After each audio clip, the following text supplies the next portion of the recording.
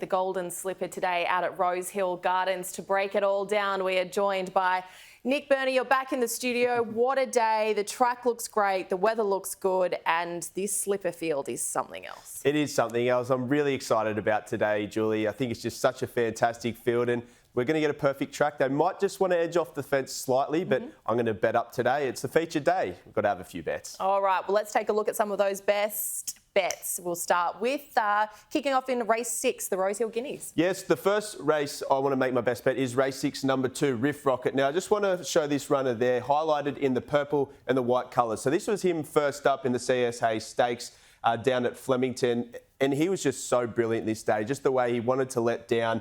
I just liked how he wanted to find the line. He ran some of the fastest closing splits of the meeting. Second up, he was a little bit flat. He went to the Australian Guineas there at Flemington as well, but he started $2.50 in the market. So there was a great market push for him there. But he's extremely strong through the line. He gets back to his home track, Rosehill, 2,000 metres, and he just runs to a consistent level, which is going to make him awfully hard to beat today. So he's the best for me out there in Rosehill Gardens today. And I am kicking myself that I did not put him in my tip. I don't know why. I went against that. But anyway, I've dug myself a hole.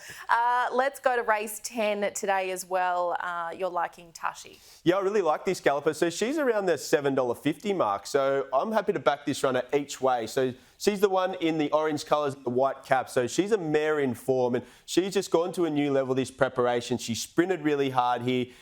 She just wants to keep sticking her head out all the way to the line. She actually ran the second fastest final 200-metre split of the meeting. She gets in with no weight today. And horses, when they get down with those 53 kilos and they have a turn of foot, it really enhances that acceleration. So I want to be with her around that $7.50 mark to finish the day. Hopefully we've got a bit of cash to play with, and then we can step down the crease and have something on her. Geez, that's good value, isn't it? All right, let's look at your next best in the Galaxy. Yeah, I like this runner first up, and look, it was a bit of a horror story after cabin. So the Godolphin blue colours with the blue cap there, James McDonald, he just couldn't do anything about this. He just got locked in a pocket here, but it's just all about the last few bounds and what he does through the line. It just says he's ready to go today. This was always his grand final. James Cummings said that all the way through.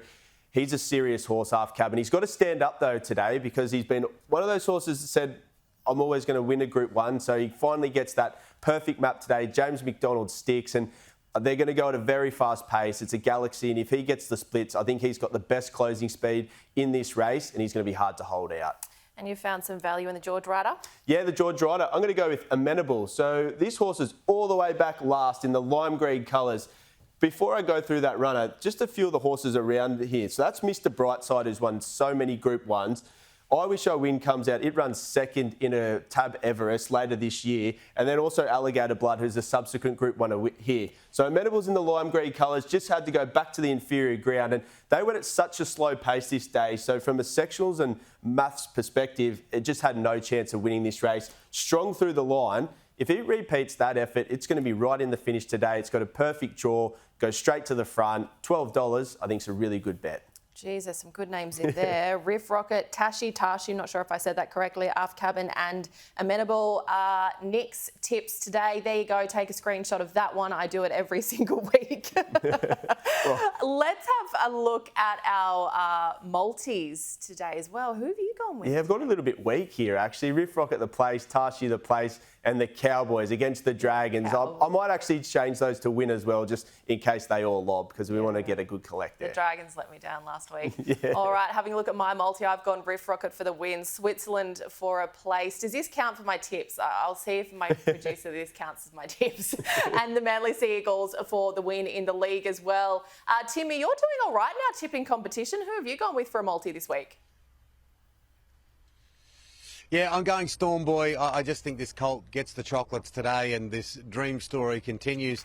I think the Parramatta Eels will beat their arch rivals Manly at home tomorrow afternoon. And I reckon the Newcastle Knights, they went well against the Cowboys last week without getting the win. Melbourne Storm down on numbers, and Newcastle at home, I reckon the Knights might just get home. That's the way I'm seeing my multi, my friends. Well, there you go. I don't know if you pay attention to our multis, but pay attention to Nick's tips because he's on fire. Nick, lovely to see you. Thank you very much.